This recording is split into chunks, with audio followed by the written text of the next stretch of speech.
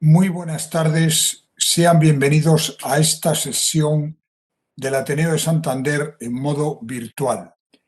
Una sesión que tiene como protagonista a Iván Vila, un científico de origen asturiano, pero que está trabajando ya desde hace tiempo en la Universidad de Cantabria y concretamente en el Departamento de Física de la Universidad de Cantabria.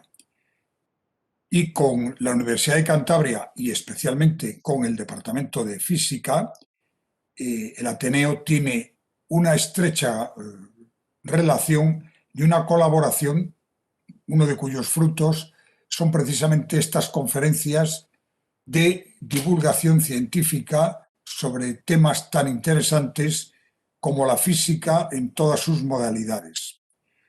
Para presentarnos al conferenciante, a Iván Vila, tenemos a Jonathan Piedra, que es otro miembro del IFCA, el Instituto de Física de Cantabria, colega de Iván, y que hoy nos le va a presentar previamente para que después Iván desarrolle su ponencia, que además creo que va a ser muy interesante porque en el Ateneo nuestro interés es divulgar ciencia, cosa que no es sencilla porque muchas veces los grandes científicos tienen un gran conocimiento en la materia en la que son especialistas, pero a veces lo que cuesta es bajar el nivel y poder divulgar para que los no tan expertos podamos entender lo que nos quieren transmitir. Pero yo ya sin más le paso la palabra a Jonathan Piedra para que sea él quien presente a nuestro ponente de hoy. Pues nada, muchas gracias, don Manuel, por pasarme la palabra y por invitarme a estar aquí. Seré breve porque lo importante yo creo que es escuchar a Iván. Diré que es físico e investigador del Consejo Superior de Investigaciones Científicas y trabaja, como usted ha dicho, en el IFCA. Entre otros, y tengo la suerte de haberlo hecho con él, ha participado en esos grandes experimentos de física de partículas, uno de ellos CMS en el Laboratorio Europeo CERN y el otro CDF, que es en el Laboratorio Estadounidense Fermilab. Algo particular de Iván, entre otras cosas, es que tiene un interés especial por la instrumentación, especialmente por el desarrollo de nuevas técnicas detectoras de radiación, algo que él considera, y yo comparto, piedra angular de los futuros experimentos frontera de la física fundamental. Dentro de este interés por la instrumentación, se puede decir que Iván tiene un oscuro secreto, o no tan oscuro, que es el de poder construir en un futuro no muy lejano su propio Mazinger Z. Y la gente más veterana de esta audiencia lo conocerá, o así lo espero. Decir también que Iván Vila ha sido y es investigador principal de más de una decena de proyectos de investigación nacionales y europeos. Y desde el año 2019 es el coordinador del Grupo de Física de Partículas del IFCA, grupo al que yo pertenezco. Ya para acabar, un pequeño aporte personal, diré que conozco a Iván desde hace más de 20 años, cuando por primera vez me dio clase de programación en lo que antes era la licenciatura de física. No tardó mucho en pasar a ser uno de mis directores de tesis, siendo el otro director alguien aquí muy conocido, que es Alberto Ruiz. Dicho esto, doy el paso a Iván Vila, que es quien va a hablar con fundamento. Gracias. Vale, pues nada, muchas gracias, Jonathan y Manuel Ángel, por la introducción. Y bueno, pues nada, pues sin más, paso a compartir la charla. A ver, aquí está. Bien, pues creo que está compartiendo, me parece, ¿no? Ah, sí, creo que sí. Vale, muy bien. Pues bueno, pues lo dicho, muchas gracias por la introducción. Y bueno, pues sí, la charla esta combina dos intereses personales míos. Uno, por supuesto, es la física, ¿vale? Desde muy pequeño ya tenía mucha vocación por el saber eso como el detalle de las cosas, ¿no? Y luego otro gran, digamos, hobby, no sé si me atrevo a decir pasión, hasta el punto que la física, es un poco la historia, ¿no? O sea, porque son dos aspectos muy interesantes cuando se combinan y muy, muy relacionados. O sea, aunque a veces se pueden presentar como de manera distinta y yo creo que esto es algo muy equivocado. Bueno, entonces, ¿de qué voy a hablar yo aquí, no? O sea, ¿por qué a la ciencia no le importa lo que creas, ¿vale? ¿Qué significa esto, de acuerdo? Pues esencialmente, bueno, pues quiero empezar un poco curándome en salud y digamos, pidiendo la disculpa de la posible audiencia, porque el objetivo principal, o el objetivo inicial más bien, que tenía al preparar esta charla, era, pues bueno, pues explicar un poco las bondades que tiene lo que llamamos el método científico, contar un poco pues en qué se fundamenta el conocimiento en ciencia, ¿no? Cómo accedemos al conocimiento en ciencia y cómo en realidad era resistente a algunas y bastante frecuentes maldades, algunas banales y otras no tan banales, de esos científicos, me acuerdo, aquí digo científicos porque principalmente son científicos realmente, a la hora bueno, de hacer esta ciencia, ¿no? Entonces yo estaba preparando esta charla y a veces ocurre que te pones a preparar una charla y vas viendo que te va saliendo algo que no es exactamente lo que tenías pensado, pero que bueno, también puede estar bien. Y además aquí ocurrió que preparando esto, de repente apareció el coronavirus. Apareció el coronavirus y bueno, entonces al aparecer el coronavirus, una cosa, yo creo, la más importante, o si no la más de las más importantes, se nos está ocurriendo, que estamos pasando un poco por alto, es que llegó la ciencia y a los 12 meses creó una vacuna. Me acuerdo que creo que sería lo primero que tendríamos o lo segundo que tendríamos que pensar cuando pensamos en coronavirus, ¿de acuerdo? Que yo creo que esto es el caso de éxito concreto del coronavirus. Pero llegó la vacuna de la mano de la ciencia, como estoy diciendo, pero ocurrió que los antivacunas todavía estaban allí, ¿no? Cuando llegó la vacuna del COVID.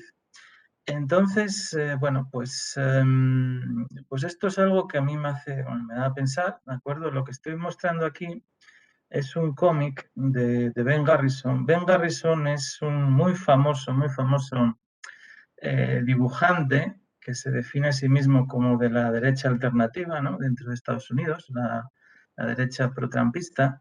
Y entonces en este cómic de Ben Garrison, que por otra parte al César lo que es del César, o sea, lo que es el dibujo y el planteamiento es buenísimo, ¿no? El mensaje puede ser terrible, pero la manera de transmitirlo es muy buena, por eso será tan popular. Entonces, bueno, reúne una serie de tópicos, ¿no? De esta derecha alternativa trumpista, ¿no? Que es el desdén o la desconfianza en la ciencia, ¿no? La desconfianza también en la experiencia, ¿no? No creer en la figura del experto, ¿no? Que todos somos expertos tras ver la web. Y luego también reúne un poco la idea esta conspiranoia de que, bueno, detrás de todas estas cosas, detrás de la vacuna en concreto, pues hay siempre algún tipo de conspiración, ya sea el malvado Bill Gates o las malvadas farmacéuticas que conspiran simplemente pues, para su propio beneficio, ¿vale? Yo realmente es interesante ver la web de este hombre porque uno aprende mucho de cómo se puede tener una perspectiva muy distorsionada de la realidad, ¿no? Pero bueno, entonces aquí tenemos un problema, porque los antivacunas estaban allí cuando llegó la vacuna y entonces me puse a ver un poco cómo estaba la confianza de la gente en las vacunas, porque al fin y al cabo es la confianza de la gente en la ciencia, ¿no? Es algo como muy inmediato, ¿no? Y, y bueno, o sea, la sorpresa fue un poco, bueno, pues me hizo pensar porque fue un poco descorazonadora, porque en el gráfico que se muestra aquí, se puede ver, o sea, es un gráfico que viene de, bueno, de fuentes muy fidedignas, ¿no? Como se ve ahí también, a través de la BBC. Y entonces resulta que quien más en desacuerdo está sobre el tema de seguridad de las vacunas se supone, aquellos sitios donde se supone, y insisto en lo de se supone, en la Europa occidental, donde se supone que tenemos una mejor formación, no solo mejor acceso a la información, sino a la educación también.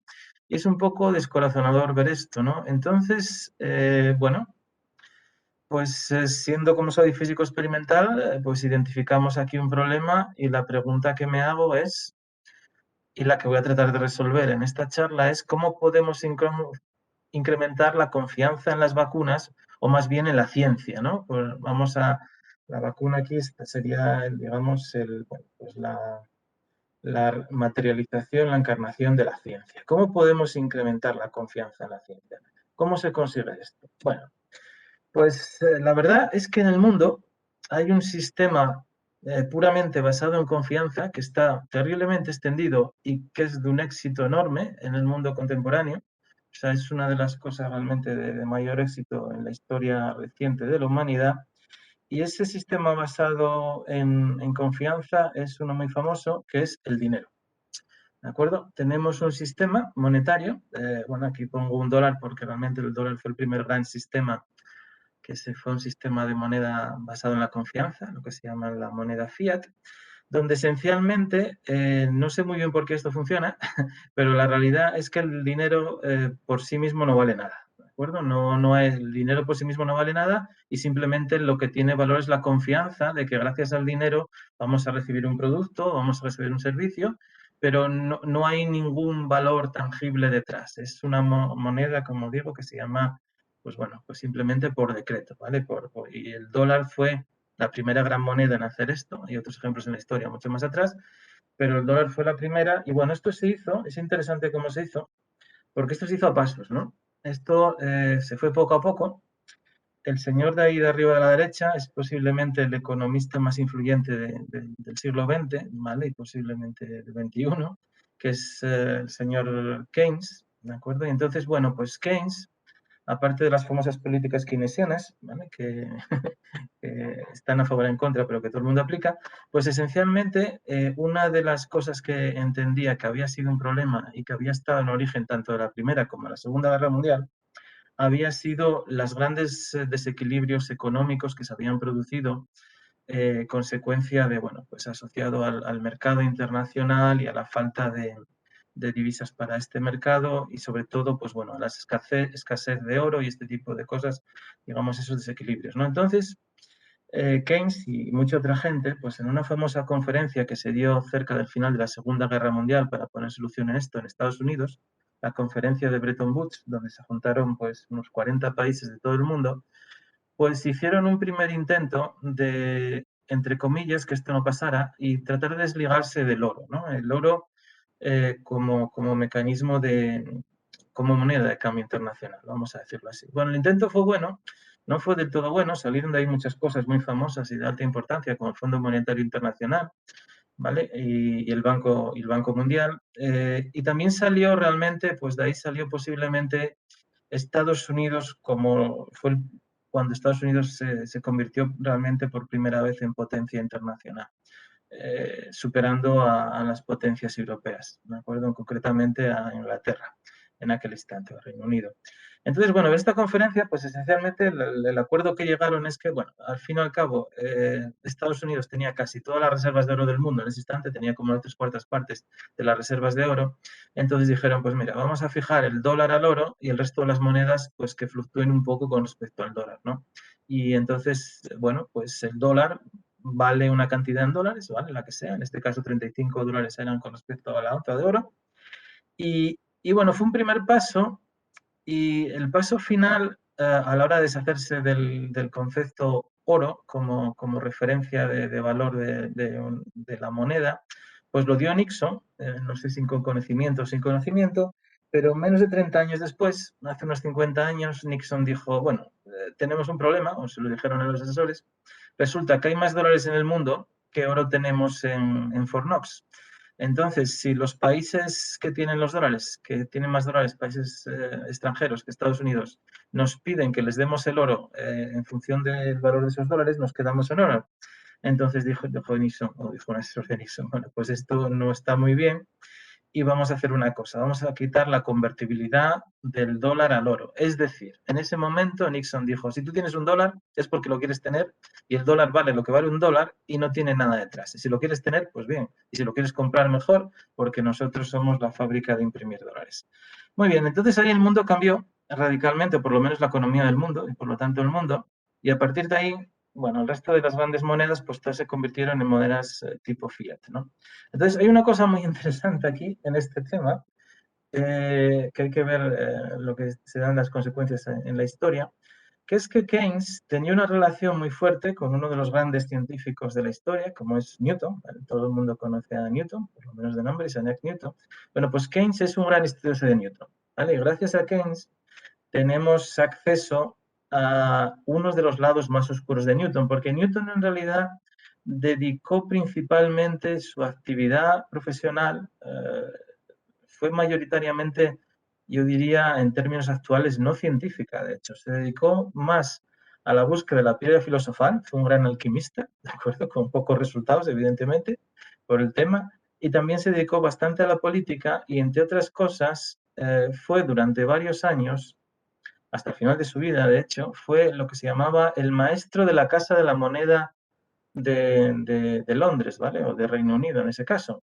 Y estaba al cargo precisamente de la política monetaria de la libra, ¿de acuerdo? De la libra. Y luchó con gran ahínco contra la falsificación de moneda y estabilizar la libra, porque en aquel instante, en la época de Newton, pues la décima parte de las monedas eran falsas, ¿no? Entonces mantiene ese paralelismo con Keynes y además, bueno, en esta parte, o sea, se portó francamente, o sea, llevó a cabo medidas muy imaginativas, inventó, por ejemplo, las rayas en el borde de las monedas para evitar que la gente las limara y cogiera el metal y así se produjera una devaluación. Y luego, además, pues bueno, pues fue muy severo con muchos falsificadores. Fue famoso también por llevar a la horca a muchos de ellos. Muy bien. Entonces, esta confianza, que yo creo que es lo que en ciencia tendríamos que copiar, ¿no? Podríamos copiar esa confianza en la ciencia por la confianza que hay en el dinero, estaría bien. Entonces, realmente, con la llegada del COVID y anteriormente, pues algo que se reforzó muchísimo, porque solo viendo la cantidad de confianza que hay en circulación por el mundo, es decir, lo que se llama la cantidad bueno, el balance de los bancos centrales, la cantidad, digamos, vamos a decirlo así, de dinero que hay en el mundo, pues desde la crisis financiera del 2007-2008, pues se ha multiplicado por más de 6 la cantidad de confianza que hay en el mundo, es decir, el dinero. Y bueno, ahí veis también el pico en el caso de COVID, pues es un incremento enorme. Y al final, ¿quién transmite esta confianza y quién dice que ese dinero vale lo que vale? Pues la señora y el señor que vemos aquí, en el caso de Europa, ¿vale? Los banqueros, el presidente del Banco Central Europeo y la presidenta actualmente, Lagarde, y bueno, pues aquí el equivalente, que es mucho menos conocido, pero al igual de importante más, el presidente del Consejo de la Reserva Federal de Estados Unidos. Muy bien. O sea, esos son los que nos transmiten confianza y a los que escuchamos como auténticos oráculos, ¿de acuerdo? Las 4 palabras que pronuncian se interpretan y nos transmiten confianza y tranquilidad de que el dinero va a seguir, vamos a tener siguiendo confianza en él. Muy bien. ¿Y esto se podría llevar al caso de la ciencia? ¿Son de fiar los científicos? ¿Tenemos un Mario Draghi en el cual la gente pueda confiar, por lo menos hasta cierto punto? Bueno, la cultura popular, que es un poco la que muestra aquí, pues nos dice que la perspectiva del científico desde el punto de vista popular es muy variada, ¿no? Tenemos al científico hombre héroe, el caso de Spiderman, ¿vale? Que esto lo tenía todo. Era científico, periodista, fotógrafo y superhéroe, ¿vale? En los ratos libres. Y por otra parte, pues bueno, está siempre otra figura también muy enraizada en la cultura popular, que es el del científico loco que lleva a cabo cosas antinatura simplemente porque, bueno, si se pueden hacer, ¿por qué no hacerlas, no? Entonces, yo lo que propongo ahora es que estudiemos si realmente los científicos somos de fiar, ¿de acuerdo? Entonces vamos a adoptar un poco una perspectiva muy experimental, ¿de acuerdo? Que es, por sus frutos los conoceréis. Y entonces, bueno, pues hay varios aspectos de la historia de la ciencia que realmente me interesan mucho. Y esos aspectos, pues bueno, muy brevemente, voy a mostrar 4 hitos de la historia de la ciencia, donde realmente se cambió la concepción del mundo, o sea, la concepción, pero no solo en sentido físico, sino que también hay otros hitos en la historia de la ciencia que supusieron una revolución social, ¿no? Entonces, esos son pues los que muestro aquí, ¿no? La teoría heliocéntrica y la gravitación universal, digamos, asociada, el desarrollo de la energía nuclear, aunque bueno, injustamente asociada a la bomba atómica, en concreto voy a hablar un poco del proyecto de la bomba atómica nazi, que afortunadamente no salió adelante. ¿Y por qué no salió adelante? Y luego una auténtica revolución del siglo XX, o sea, que también está asociada a la física cuántica, como está asociada a la bomba atómica, que es bueno, el transistor y el nacimiento de la microelectrónica. Y en estas 4 facetas, pues como iré contando un poco, todas tienen luces, por supuesto, las luces es lo que más destaca, pero hay mucha sombra. Y voy a hablar un poco de esos aspectos. Bien. Bueno, mucha gente sabrá que Copérnico, ¿vale? A Copérnico se le atribuye haber sido el primero en establecer un sistema del mundo, como dirían sus contemporáneos, un sistema solar heliocéntrico, ¿no? O sea, quitando a la Tierra del centro del sistema solar o del sistema del mundo, como dirían en su época, y colocando al Sol, ¿no? Lo que es muy poco conocido o menos conocido es que realmente, o sea, Copérnico, bueno, no fue el primero, o sea, casi 2000 años atrás, un poco menos de 2000 años atrás, ya esto se había propuesto por los filósofos griegos, ¿de acuerdo?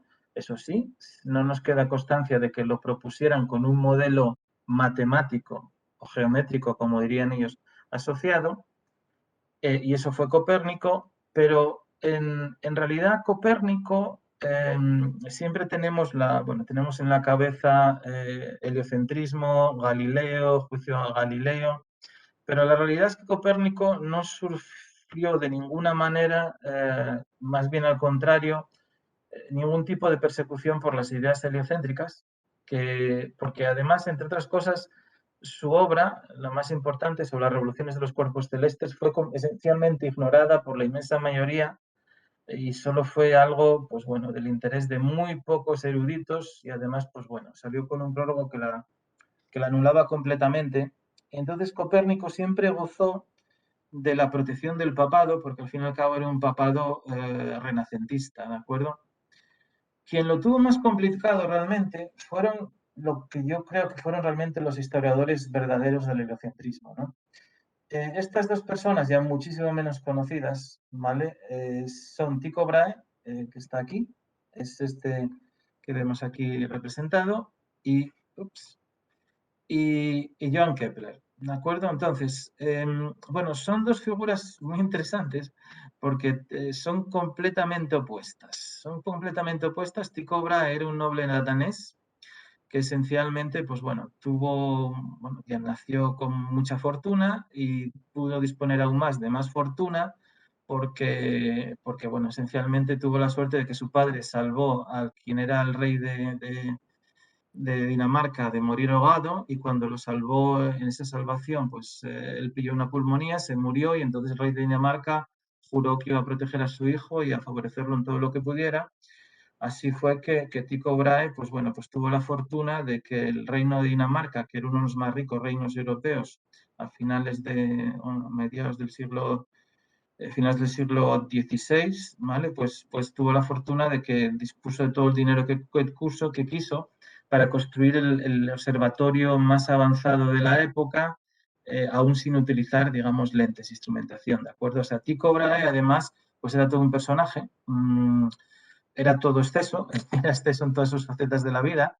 Aquí no se observa bien, pero tenía una nariz postiza, tenía varias narices de oro, de plata, de diferentes metales, porque había perdido la nariz en un vuelo con su maestro de matemáticas discutiendo sobre quién era mejor matemático, ¿no? Y bueno, y pasaba las noches esencialmente de banquete en banquete. Por el contrario, está la figura de Johannes Kepler, que es todo lo contrario. El hombre tuvo una vida bastante miserable en el sentido de que, bueno, fue hijo de un mercenario que abandonó muy pronto a la familia, tenía una tía que había sido condenada y quemada por bruja, siempre con problemas económicos de todo tipo. Y bueno, sorprendentemente esta pareja, pues fueron los padres de posiblemente el modelo heliocéntrico real, y son la figura un poco moderna de Tycho Brahe, el experimental observador, y Kepler, el teórico, el buen teórico, ¿no? Entonces, bueno, pues digamos que llegan a la conclusión de manera separada, o sea, Kepler pasa a formar parte del equipo de Tycho Brahe y la verdad no funciona nada bien su relación. Su relación es un desastre porque no se fía uno del otro ni el otro del uno, ¿vale? ¿De acuerdo? Porque Brahe tiene unos datos excelentes, los mejores datos de la antigüedad observación de planetas, del sistema solar y de otras efemérides, y Johannes tiene la mejor capacidad teórica del momento, como lo demostrará. Pero como no se fían ni uno del otro, se ven como competidores, pues esencialmente pues, no hay mucha comunicación, no se hablan. Y por fortuna, bueno, por fortuna, no sé si puedo decir esto, o sea, en un exceso de Tycho Brahe, eran famosos los grandes banquetes que celebraba, pues enferma como consecuencia de este banquete, enferma gravemente, aparentemente, según él explica, o sea, según se explica, porque no quiso ir al baño en el banquete y entonces pidió una infección de orina que lo llevó a tener una infección terrible y a morir. Y entonces, mientras está muriendo, pues bueno, pues ya que el jefe, porque estaba pagado por Tycho Brahe, no está en condiciones de poner mucha atención, ni su familia tampoco, en los datos de las observaciones, entonces el propio Kepler escribe, porque Kepler tiene una cosa que es que lo escribía todo, dice el propio Kepler: confieso que cuando Tycho murió, aproveché rápidamente de la ausencia o falta de circunspección de los herederos y tomé bajo mi control sus observaciones. Y añade, quizás usurpándolas. Vamos, que robó los datos. Esencialmente robó los datos sin ningún permiso. Esto luego tuvo alguna consecuencia, pero gracias a ello, precisamente, Kepler, utilizando esos datos, fue capaz de solucionar, digamos, el problema del mundo y descubrir que las órbitas de los planetas alrededor del Sol eran elípticas y romper completamente con el sistema antiguo aristotélico, ¿de acuerdo? O sea que este avance del nuevo sistema del mundo pues fue en gran parte debido a una mala obra o no muy buena de Kepler, ¿de acuerdo? Avanzamos un poco más en el tiempo, también hablamos del sistema del mundo y los inicios de la revolución científica y tenemos aquí a grandísimas figuras. Va a aparecer otra vez Newton. Newton va a aparecer continuamente aquí porque Newton tiene bastante lado oscuro, posiblemente más que lado claro. Entonces, pues bueno, una cosa muy interesante es los orígenes de lo que se llama la gravitación universal, ¿no? La famosa ley de Newton que relaciona la fuerza gravitatoria con la masa de los planetas y del Sol. Y entonces, bueno, en el origen de esta ley, en realidad hay una apuesta, ¿vale? Que bueno, esto no tiene nada así de malo. Una apuesta bueno, que ocurre entre tres famosos astrónomos. De hecho, es una apuesta que lanza Wren, que además de astrónomo es uno de los grandes arquitectos de Reino Unido. Y entonces les dice, vamos a ver, les dice a sus colegas Robert Hooke, el llamado el Leonardo da Vinci de Inglaterra, que está aquí en medio, y le dice al otro gran astrónomo, Edmond Halley, el del cometa Halley, les dice, vamos a ver, como yo tengo mucho dinero, bastante más que vosotros, por cierto, voy a premiar con 40 chelines aquel que consiga pues una demostración geométrica matemática del movimiento de los planetas, que explique el movimiento de los planetas, ¿de acuerdo? Como a través de una fuerza centrípeta. Bueno, pues en realidad esta apuesta no funcionó, pero Halley hizo un poco de trampa y dijo, bueno, a mí no me sale, a mí no me da suficiente esto, y entonces voy a ir a ver a un matemático que parece que es un buen matemático, pero que no es muy conocido, porque vive ahí recluido en el Trinity College en Cambridge, y se fue a ver a Newton. Y se fue a ver a Newton a ver si le resolvía la apuesta, y entonces fue a ver a Newton un poco temeroso, porque Halley era bastante conocido por ser bastante libertino, y Newton era bastante conocido por todo lo contrario, por ser bastante puritano. Pero el caso es que se vieron caer bien. O sea, sorprendentemente funcionó porque a Newton no le cae bien prácticamente nadie. Y entonces le dice Newton, mira, pues sí, lo que me preguntas en realidad lo resolví ya hace un tiempo y lo tengo por ahí por un cajón, no sé qué cajón, cuando lo encuentre ya te lo mando. Y dice, pues muy bien, bueno, no sé si lo tenía en un cajón porque tardó como 6 meses en responder, pero aquí a la derecha está parte de la respuesta y efectivamente, o sea, en esa respuesta pues están los fundamentos de la ley de la gravitación universal de Newton. Voy a explicar ahora por qué aquí Robert Hooke tiene un dibujo mucho más contemporáneo, una pintura mucho más contemporánea al resto, porque esto es posiblemente por culpa de Newton. Bien, entonces Newton, bueno, pues, o más bien Halley le dice a Newton, oye, esto es la bomba, ¿eh? Y dice Newton, bueno, sí, vale. Y entonces Halley dice, mira, lo quiero editar, yo te pago los gastos, yo hago la edición, yo lo preparo todo, yo me encargo de todo, yo socorro con los gastos y vamos a publicar esto porque es muy interesante. Y dice Newton, bueno, vale, bien, muy bien. Y entonces va y publica, 3 años después, los famosos, uno de los grandes libros de la historia de la física, que son lo que están aquí, el Principia Matemática de Filosofía Natural, ¿vale? Los principios matemáticos de filosofía natural, que por cierto están bastante mal escritos, o sea, fueron mejorando con las ediciones, pero realmente están escritos así, bueno, pues es un poco de una manera vaya. Y entonces ahí, pues bueno, pues saca toda la teoría y ¿qué es lo que ocurre? Pues lo que ocurre es que el señor Robert Hooke lo ve y le dice, bueno, esto está muy bien, Newton, pero es que todo esto, o gran parte de esto, te lo había contado yo. Esto es un plagio de cosas que yo te había dicho, de cartas que nos habíamos intercambiado y además resulta que yo tengo una clase, que está aquí en la portada de esta clase, porque en aquel instante pues Robert Hooke era posiblemente la figura más importante en ciencia en Reino Unido o en Inglaterra, y resulta que, o sea, que no, es que no me das ni las gracias, o sea, esto es un plagio horroroso. Entonces Newton, que ya se llevaba muy mal con Hooke y que de hecho había sido la razón por la cual se había recluido completamente y no había querido saber nada de la academia, porque Hooke le había, digamos, había hecho de abogado del diablo en su entrada a la Real Sociedad, que era una sociedad de científicos, de las primeras sociedades científicos del mundo, ¿vale? Y entonces Newton no llevaba muy bien que lo criticaran, lo llevaba muy mal. Entonces se enfrentó a él y dijo, bueno, pues no quiero saber más de nada, cuando presentó su óptica, y digamos que se la tenía jurada. Y entonces, encima ahora que va y le dice que está haciendo plagio, pues bueno, la que se monta es bastante gorda. Y Newton, en ese momento, que es una figura emergente fortísima, pero Robert Hooke es más fuerte, digamos, hay un enfrentamiento terrible, bueno, que acaba en acusaciones mutuas de mentira. Newton dijo que jamás fue eso. Luego aparecieron las cartas donde sí había ese intercambio epistolar, ¿de acuerdo? Y entonces, bueno, pues digamos, estaba claro que Newton estaba mintiendo, aunque no es así como dice la historia, porque poco a poco Newton, pues bueno, va subiendo en el escalafón y Hooke, pues hay un momento que simplemente deja de estar como secretario de la Real Sociedad. Y entonces, a partir de ese momento, lo que podía ser un enfrentamiento académico estándar, para mostrar un poco cómo era la personalidad de Newton, Newton lo que hace es un borrado sistemático de toda actividad de Hooke. Y entre esas cosas, lo que se sospecha es que también se deshizo de los cuadros de Robert Hooke. Por eso no tenemos ningún cuadro de Robert Hooke en la actualidad, probablemente. O sea, por la destrucción sistemática después de su muerte del legado de su enemigo, de Newton. Esto Newton lo hizo con varios otros científicos, ¿vale? Pero bueno, eso es una historia más larga, muy interesante, pero bueno, creo que ya define bastante bien el carácter de Newton, que además, pues bueno, pues, está estudiado muy recientemente y en gran parte gracias a Keynes.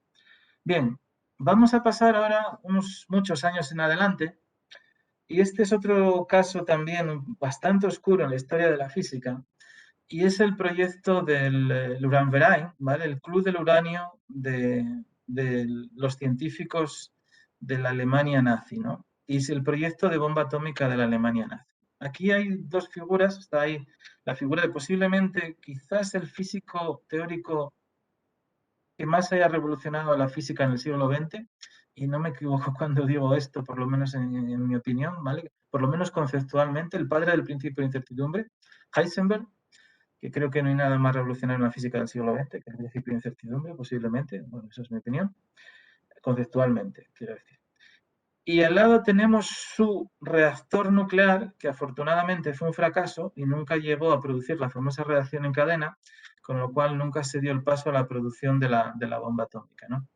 Entonces, bueno, aquí es un tema muy interesante porque en aquel instante, justo en los albores bueno, no en los albores, justo en la víspera del comienzo de la Segunda Guerra Mundial, en el 39, se descubre la posibilidad de mantener una reacción en cadena por el mecanismo de la ruptura del uranio, ¿no? Lo descubre, de hecho, Frédéric Joliot, que estaba casado con la hija de Marie Curie, y esa es la última publicación que hay libre referida a la fisión del núcleo de uranio, y a partir de ahí se lanza un proyecto muy ambicioso y con muchos recursos del gobierno alemán para la fabricación de la bomba atómica, 3 años antes de que arrancara el proyecto de de Manhattan, el famoso proyecto de Manhattan que acabaría con la construcción de la bomba atómica norteamericana o aliada. ¿De acuerdo? Entonces, es un tema muy interesante saber por qué fracasaron los alemanes cuando realmente el conocimiento nuclear principal en ese instante se hallaba precisamente ahí, ¿no? Las razones del fracaso, por una parte, no voy a entrar en mucho detalle, pero por una parte fueron Heisenberg, porque era un físico teórico muy bueno, excelente, pero era un desastre físico experimental. Casi no le aprueban su doctorado en física por lo desastroso que fue la parte experimental, ¿no? Y en aquel instante una cosa muy interesante que descubrí no hace mucho es que la física teórica era considerada física de segunda en aquel momento en Alemania. De hecho, eso explica por qué había tantos físicos teóricos judíos. ¿Por qué las cátedras de física teórica están ocupadas por judíos? Porque estaban bloqueadas, digamos, las cátedras de mayor prestigio, que era la física experimental. Bueno, posiblemente la incompetencia de Heisenberg al respecto haya sido una de las razones del fracaso. Hubo más, el fanatismo principalmente nazi, posiblemente, a la hora de no escoger a los mejores, sino a los más adeptos al régimen. Y el caso es que hay mucha controversia con Heisenberg, porque claro, una vez acabada la Segunda Guerra Mundial, pues le dicen, oye, es que tú dirigiste un programa para fabricar la bomba nuclear para los nazis, ¿no? Entonces, pues bueno, todo esto de ser un padre de la mecánica y de la física cuántica está muy bien, pero está muy feo hacer una bomba nuclear para los nazis. Entonces, Heisenberg posiblemente, bueno, se defiende. Él defiende y lo que dice es que no, yo en realidad estaba saboteando el proyecto. Yo lo que quería es que nadie hiciera una bomba nuclear porque era consciente de lo que podía pasar. Pero esto lo desmiente en varias cosas, porque, bueno, una cosa que hace, hay una obra de teatro muy interesante que se llama Copenhague, que cuenta esta historia, y cuenta cómo Heisenberg fue a visitar a Niels Bohr, otro de los padres de la mecánica cuántica, un poco mayor de otra generación distinta, ¿vale? De la primera fase de la mecánica cuántica, y lo va a visitar a Copenhague, y bueno, hay dos versiones. Una hay la versión de Heisenberg y otra la versión de Bohr. La versión de Heisenberg viene a decir, mira, Bohr, yo lo que te pido, ya sé que os ocupamos, eso igual no está muy bien ocupar Dinamarca y todas estas cosas, pero yo lo que te pido es que no trabajes para el proyecto nuclear de los aliados, porque yo tampoco voy a trabajar para el otro, y entonces así evitamos que haya bombas nucleares, que sería un desastre, ¿vale? Esa no es la visión de Bohr. La versión de Bohr, que posiblemente sea la más real, es que Heisenberg le vino a decir, mira, la guerra la tenéis perdida, esto era en el 42. Así que no te metas en cosas de estas, ¿de acuerdo? Porque nosotros tenemos ahí la bomba, tenéis la guerra perdida y al fin y al cabo nosotros no estamos haciendo nada malo aquí en Dinamarca, estamos organizándoos un poco mejor la vida porque sois un poco desorganizados, ¿no? Eso es lo que decía Bohr.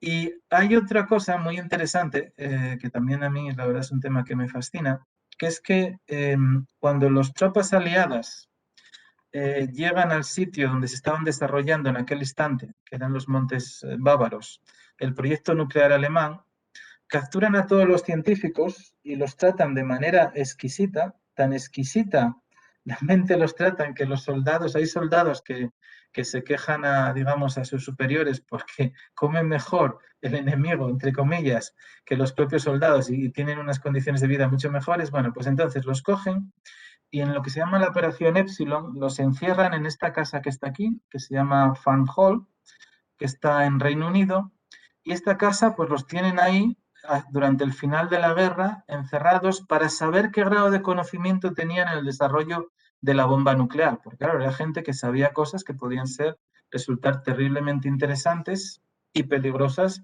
dentro del futuro de la Guerra Fría que se avecinaba, ¿no? Entonces los encierran ahí, pero los encierran ahí con centenares de micrófonos.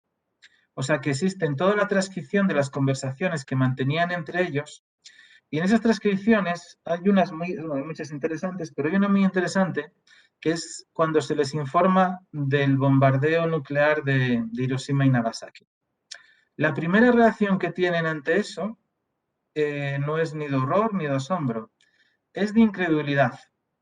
Creen que les están mintiendo. Creen que no es posible que si ellos no consiguieron hacer una bomba atómica, nadie en el mundo lo puede conseguir. O sea, la primera reacción es de orgullo herido, Esto es muy típico de determinados físicos con tendencia teórica. Entonces, dudan mucho que sea así. Y ahí además hay una serie de discusiones técnicas donde participa Heisenberg, donde se ve que está completamente equivocado en órdenes de magnitud de cuáles son los mecanismos, por ejemplo, de la radiación y el daño que produce la radiación. Con lo cual dan a entender que estaban heridos en el orgullo y que lo habían intentado con todo su interés y habían fracasado afortunadamente. Habrían fracasado posiblemente por una cosa, por azares o por la honradez de determinada gente como Enrico Fermi. Enrico Fermi yo creo que es el físico más completo del siglo XX, ¿vale? Porque aúna todo, teoría y experimento. Y además Enrico Fermi es una figura que no suele aparecer mencionada mucho en el proyecto Manhattan, pero realmente Enrico Fermi, o sea, tiene un papel esencial. Enrico Fermi, es del grupo de Roma, de su grupo, y en 1936, después de que le concedan el premio Nobel por los estudios de la fisión del átomo de uranio, pues lo que hace es marcharse a Estados Unidos, no regresa a Italia, no regresa a la Italia fascista. Una de las razones muy grandes es que está casado con una mujer judía, entonces ya está viendo lo que está pasando y se decide ir a Estados Unidos. Bueno, pues esencialmente Enrico Fermi, con una cantidad de recursos muy moderada, construye lo que sería el primer reactor nuclear de la historia, que sí funcionó, está ahí la foto, ¿vale? La pila atómica de Fermi, como se llamaba.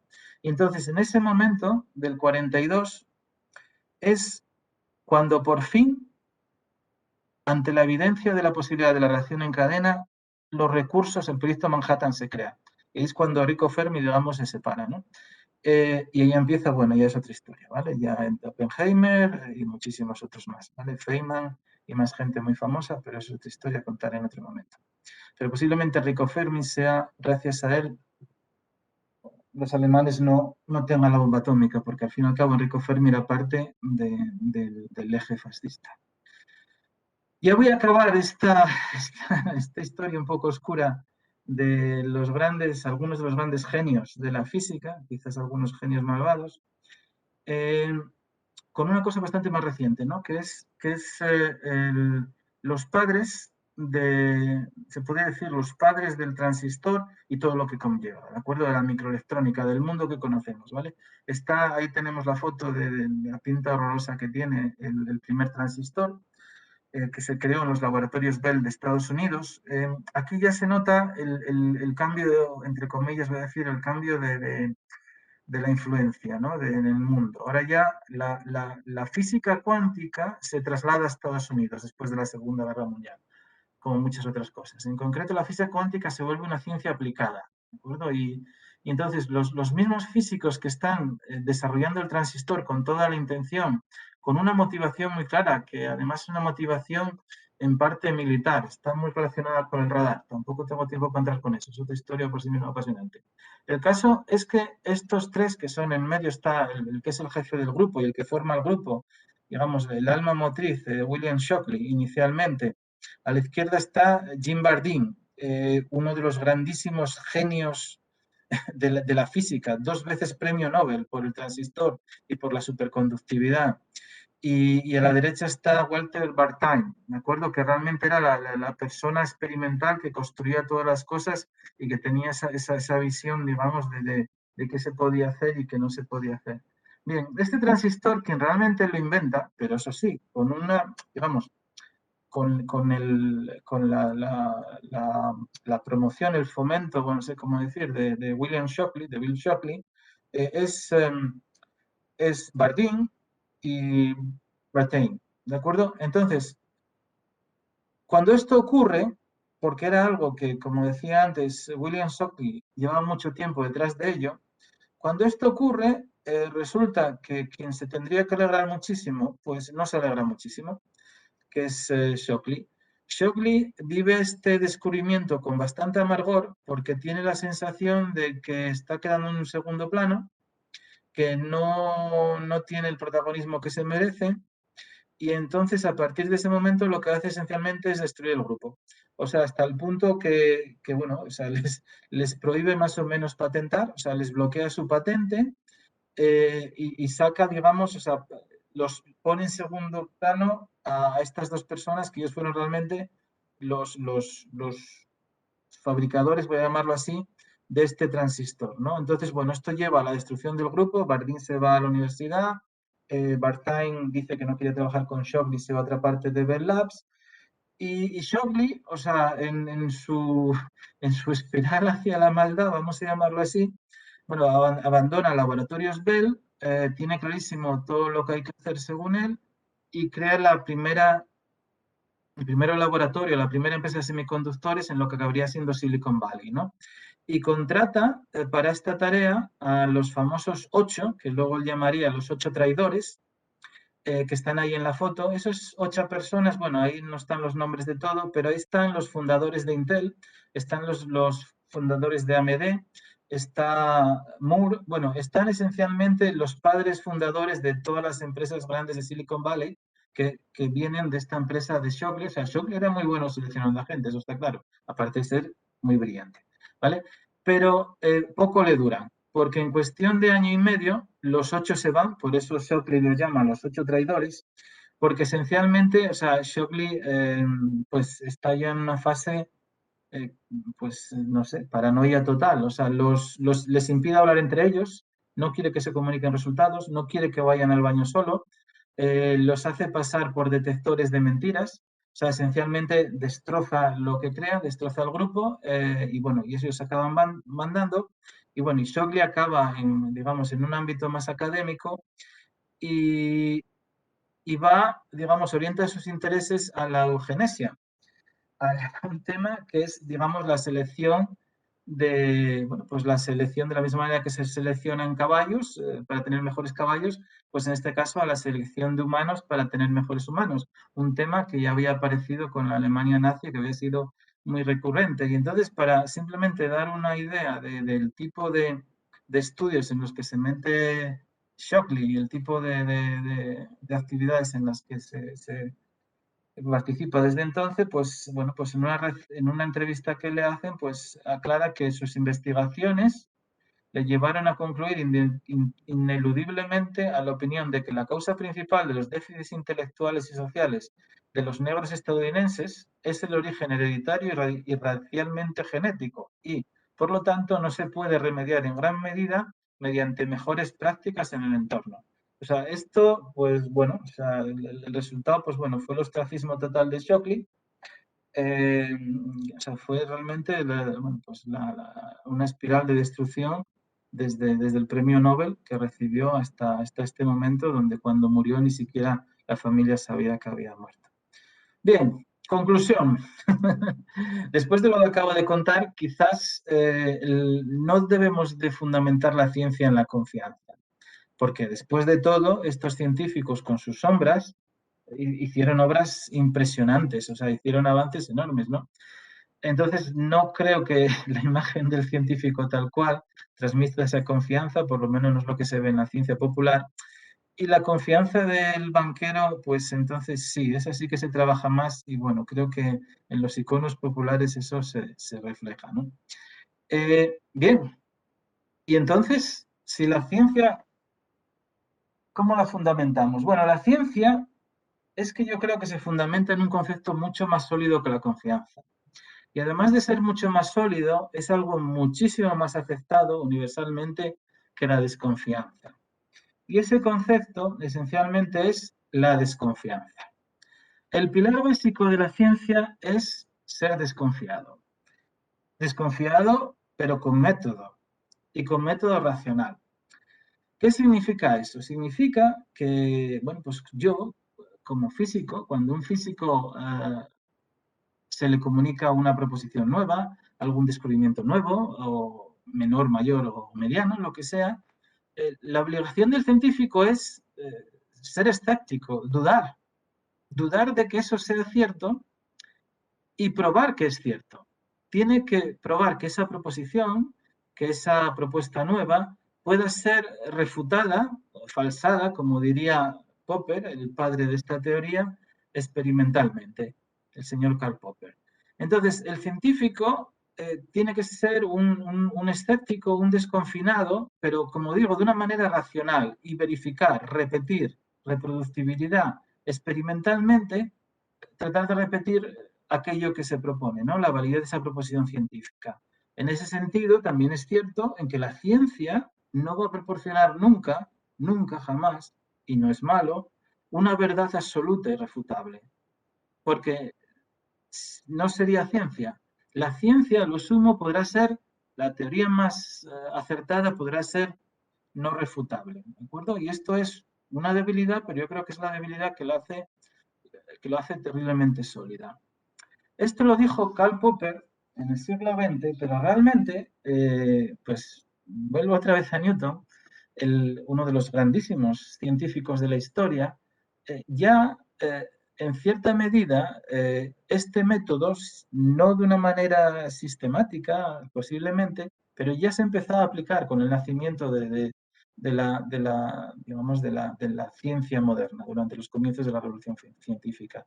Porque en realidad Newton, cuando presentó su Principia, cuando presentó su modelo, donde estaba su modelo de la gravitación universal, esencialmente todo aquel filósofo de la naturaleza, como se llamaban entonces, ¿no? O sea, todo aquel físico que diríamos ahora que no fuera esencialmente inglés, no aceptó en absoluto el modelo de Newton, pareciéndole esencialmente una patochada, creo que patochada es una palabra buena, a Christian Huygens, que era un gran científico holandés, era la figura del momento, era la figura, digamos, más fuerte y más reconocida, el científico, el filósofo de la naturaleza más reconocido contemporáneo de Newton, que dice algo tan claro como: no consigo entender cómo el señor Newton haya podido dedicar tanta buena matemática a una hipótesis física tan absurda. O sea, llamaba absurdo completamente a lo que decía Newton. Esto demuestra que, bueno, o sea, cuando se nos cuentan las cosas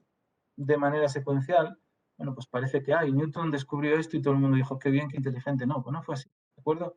Hubo muchas críticas, otras críticas vinieron de Leibniz, que tiene sus historias con Newton, que Newton también lo destrozó cuando pudo, pero también vinieron de gente relativamente próxima, ¿vale? Como el George Berkeley, que hizo críticas científicas que necesitaron refutaciones científicas, o sea, críticas que necesitaron de observaciones y de cálculo. Y esa es la gran virtud de la ciencia, ¿de acuerdo? La gran virtud de la ciencia es que, si es ciencia, te obliga a discutir en términos cuantitativos y a llegar a una conclusión. Y cuando uno es honesto y razonable, acepta estar de acuerdo, por supuesto, y acepta estar en desacuerdo. Bien, esto, claro, no es un mundo de rosas, o sea, no es un mundo de rosas, porque en realidad la ciencia la hacen científicos, ¿de acuerdo? Y entonces, lo importante del método, y voy al principio de todo de mi presentación, ya llego también al final, es, en realidad, no importa mucho la figura del científico, porque la solidez de una proposición científica no depende de quién la proponga. La aceptación final, no la aceptación inicial, pero la aceptación final depende que realmente esa proposición se pueda verificar experimentalmente. Ahora, ¿cómo es la realidad? Pues la realidad es que todos somos humanos, los científicos somos parte de la sociedad, y es muy frecuente en la historia de la ciencia que la comunidad científica sea escéptica y muy injusta, con novedades, porque también posee los prejuicios de la sociedad en la que está englobada, ¿de acuerdo? Aunque con el tiempo, si esa proposición es buena, avanzará. Hay un caso que yo creo que es muy paradigmático de esto, que es el caso del médico Ignaz Semmelweis, o como se pronuncia esto. Este era un médico austriaco de Viena, ¿de acuerdo? De la época del Imperio, del siglo XIX, y entonces este médico fue una de las personas, digamos, al que la humanidad tiene que estar más agradecida, con diferencia, al mismo nivel que Fleming, seguramente, si no más, porque esencialmente se dio cuenta de una cosa, se dio cuenta que él se hacía cargo de parturientas y se dio cuenta que la tasa de mortalidad por fiebres de parto en una clínica que había en el Hospital de Viena era muy distinta a la que había en otra clínica, y que además ocurría que cuando el parto se producía fuera de la clínica no sufrían fiebres de parto las mujeres.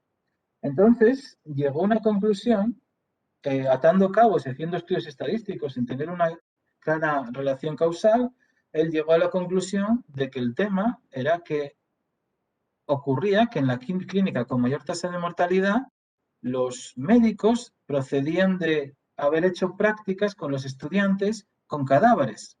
Y entonces podían estar conteniendo algún agente, no se sabía nada de gérmenes, no había nada de microorganismos, algún agente infeccioso, seguramente no empleo el término infeccioso, que podría provocar esas fiebres en las madres y que podía incrementar la mortalidad. Bueno, esto, o sea, fue acogido con rechazo total.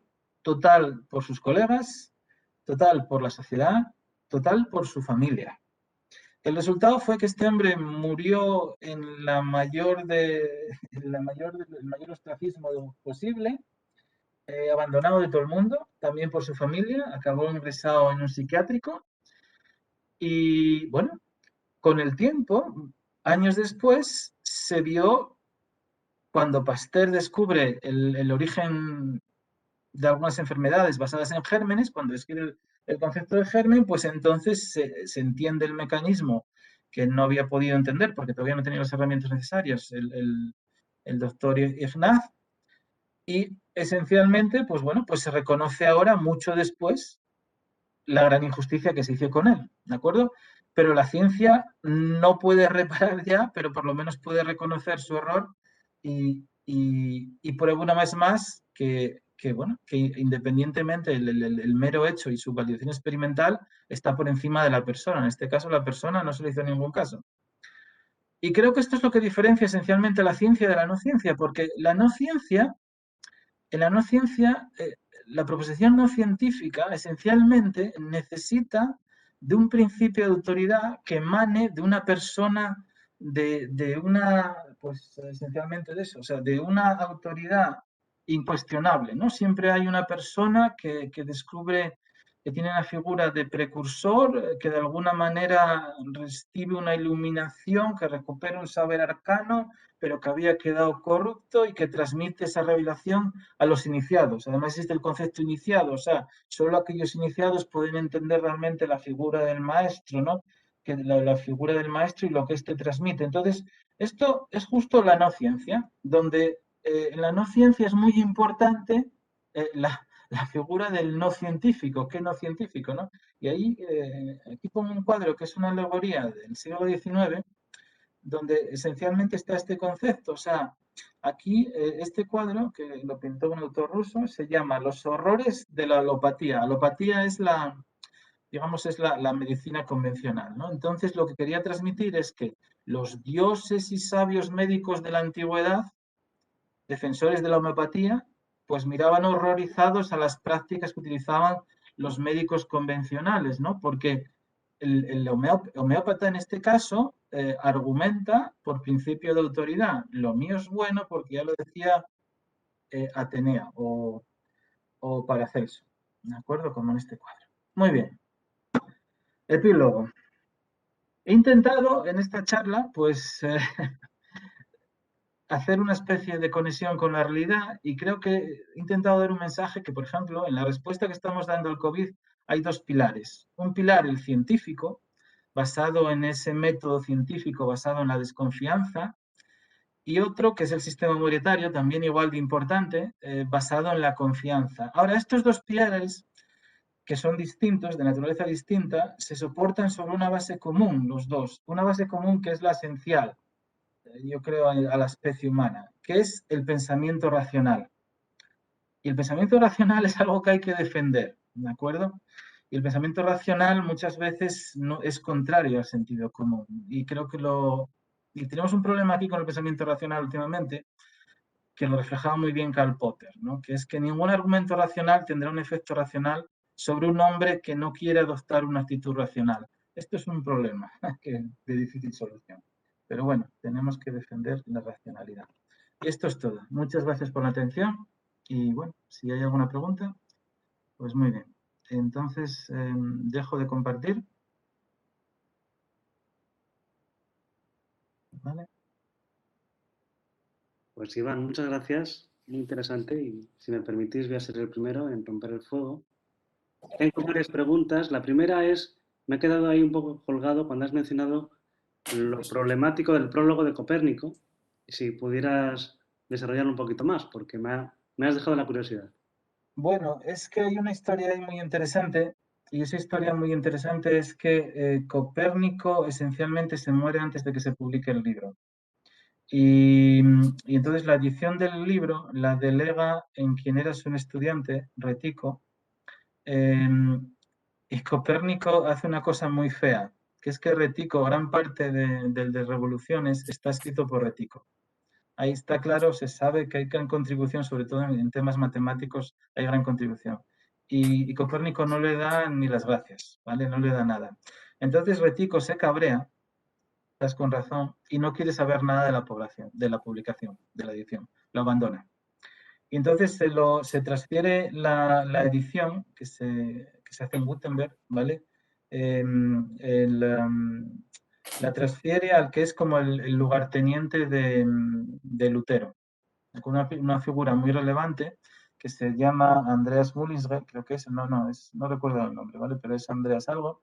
Y entonces este hombre, cuando tiene eso en esas manos, en aquel instante realmente el protestantismo era contrario al holocentrismo, mientras que el catolicismo no lo era. Y entonces él ve lo que tiene en esas manos y introduce un prólogo diciendo esencialmente que, bueno, que va a publicar una cosa que sabe que no tiene ni pies ni cabeza desde un punto de vista ontológico, ¿de acuerdo? Pero que tampoco hay que preocuparse mucho porque ya se sabe cómo son los astrónomos. Con tal de que le cuadren los números, va a hacer cualquier sistema del mundo, aunque sea un sistema completamente inverosímil. O sea, le quita toda la carga ontológica. Eso es lo que ocurre. Entonces eso pues desarma el mensaje central del libro. Pues sí, con un prólogo así, mal empezamos, literalmente. Mientras la gente se anima a preguntar, yo te voy a hacer una por interés propio, y es que una charla eminentemente histórica como esta, si podrías recomendarnos alguna bibliografía, y si son varios libros, por interés personal me gustaría centrarme en la parte de la bomba atómica nazi, de Fermi Sí, y compañía. sí, de la bomba, del proyecto alemán, porque es el proyecto alemán más que la bomba atómica. Ujú. Ahora empieza a haber bastante. Mira, hay un libro, un ensayo hay unos ensayos muy interesantes de Indurain, el físico teórico, ¿vale? Bueno, pues Indurain tiene un ensayo muy breve, así de, no sé, de 20 o 30 páginas, donde se interesa en tratar de entender por qué fracasa el proyecto alemán. O sea, teniéndolo todo a favor, teniendo toda la financiación, teniendo el conocimiento, ¿qué es lo que hace que fracase el proyecto alemán? Él concluye que el fracaso del proyecto alemán, aparte de un tema muy técnico, pero que es muy interesante y que dio para películas, ¿vale? Que es porque hay películas de comandos que van a Noruega a volar fábricas. Aparte de eso, habla del haber seleccionado a la gente en función por su grado de, de afinidad al régimen nazi. O sea, queda fuera de ese grupo gente que era judía o peor incluso para los nazis que llamaban judíos blancos. Judíos blancos eran aquellos que no eran judíos, pero que pensaban que tenían como un pensamiento judío, entre los cuales en determinado momento incluyen a Heisenberg. Y eso es una historia interesante porque por eso Heisenberg yo creo que lo que tenía era miedo, lo cual yo lo entiendo perfectamente. Sí, sí. Yo lo entiendo perfectamente. Es un tema apasionante. Lo es, lo es. Y mi última pregunta, y ya cierro mi ronda, tendría más, pero no quiero abusar, ni mucho menos. Has empezado con algo que me gusta mucho, aparte de la ciencia y ser humor gráfico, y has empezado con algo que no me gusta nada, que son los antivacunas. Sí. ¿Qué mensaje, y no digo que sea fácil, transmitirías a estas personas, Iván? Pues que precisamente, o sea, lo que intenté hoy decir es que hay que tener confianza en las vacunas precisamente porque, porque se critican mucho. Eso es lo bueno que tiene la ciencia, que acepta la crítica y trata de responderla. Porque hay mucha gente que cuestiona pues determinadas cosas de la vacuna, pero lo cuestiona de una manera científica. Por ejemplo, ¿cuáles son los efectos secundarios de determinadas vacunas? Que claro que tienen efectos secundarios, por supuesto, pero entonces la discusión es a ver qué efectos secundarios tienen. Y entonces sabremos mejor, conoceremos mejor cómo funciona esa vacuna. O sea, esa discusión tiene que ser constante, pero es una discusión constructiva, porque se va a basar en experimentos o experiencias, o sea, en hechos empíricos y en discusiones basadas en tipo racional. ¿Y la conclusión cuál va a ser o cuál está siendo? Pues mira, ninguna vacuna puede asegurar que ser inocua. Eso no tiene sentido. Eso no te lo aseguran la ciencia. Eso te lo asegura un curandero. Te dirá, esto lo cura todo. Pero la ciencia te dirá, mira, esto cura esto y va a tener estos efectos secundarios con cierta probabilidad. Eso es lo que tiene que hacer la ciencia. Entonces, en el pensamiento racional dirás, bueno, pues el riesgo que estoy tomando es no infinitamente, es mucho menor si tomo la vacuna que si no lo tomo. O sea, es esa la discusión. O sea, lo que no hay que decir, no, esto es buenísimo, esto no da ningún problema, no. Hay que explicar las cosas bien y entrar en discusiones racionales y críticas, entendiendo los riesgos que asumes, que son menores que si no tomas la vacuna. Eso es un poco lo que digo. Totalmente de acuerdo, Iván. Solo leer lo que ha puesto la gente en el chat. No ha habido preguntas hoy. Bueno, yo ya he aprovechado al respecto. Abelino de Zama te saluda y María Carmen, o nos saluda a todos, no lo sé exactamente. Y mira, aquí ha surgido una pregunta de María Carmen Jiménez muy interesante que me gusta. Lo primero, te agradece la charla. Y lo segundo, prepárate, Iván, ¿por qué Mazinger Z? Hombre, a ver. Por muchas razones, por más de una, hombre. Por los años que me tocó, esencialmente, por la aleación Z del doctor Cabuto, que construía el bruto mecánico, ¿de acuerdo? Y también por Sayaka y Afrodita. Es que lo tenía todo, eran los años, ¿sabes? Se quedaba así esperando a que empezaran los dibujos animados en la tele. Bueno, espero, Mari Carmen, que la respuesta de Iván te haya gustado. Marco Antonio se ha animado a preguntar también y su pregunta dice, ¿por qué lo irracional es con frecuencia más atractivo y creído, entre comillas, que lo racional? Esta pregunta es buenísima porque creo que esto pasa, o sea, esto pasa en determinada gente, o sea, creo que está un poco asociada, y no sé por qué ocurre,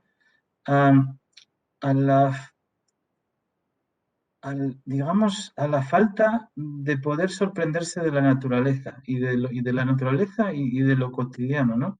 O sea, lo cotidiano es extraordinario. O sea, cuando te pones a pensar sobre determinadas cosas cotidianas que das por hechas o que ocurren todos los días, son realmente extraordinarias. O sea, cuando te pones a pensar en los detalles de lo que ocurre, o sea, las cosas más tontas, más básicas, más elementales, o sea, el hecho, el hecho de, yo qué sé, de que el sol ilumine, que el cielo sea azul, o sea, que, bueno, y ya si entramos en sistemas biológicos, mejor no hablar, porque los sistemas físicos inertes son relativamente sencillos, o sea, los quarks es una cosa terriblemente sencilla, la física subatómica comparada con los sistemas complejos biológicos que son esencialmente complicadísimos de entender. O sea, todo eso es fascinante, pero entonces, si no entiendes ese tipo de fascinación, entonces buscas, o sea, bueno, bien, o sea, buscas algo alternativo. Yo creo que es eso, ¿no?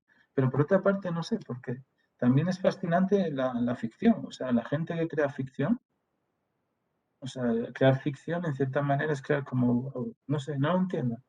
Es como si el mundo no fuera suficiente, ¿no? Es como si, es que no lo entiendo. Me cuesta, no sé responder a esa pregunta, pero me la hago, ¿eh? Me la hago. Pues Marco Antonio, muy buena pregunta, sin respuesta completa por parte de Iván, pero muy interesante a su vez. Y no hay más preguntas que yo pueda leer, Manuel. Aquí en el Muy chat. bien, pues muchísimas gracias a Iván Vila, porque esta conferencia sí ha sido divulgativa, y no solamente divulgativa, sino muy instructiva.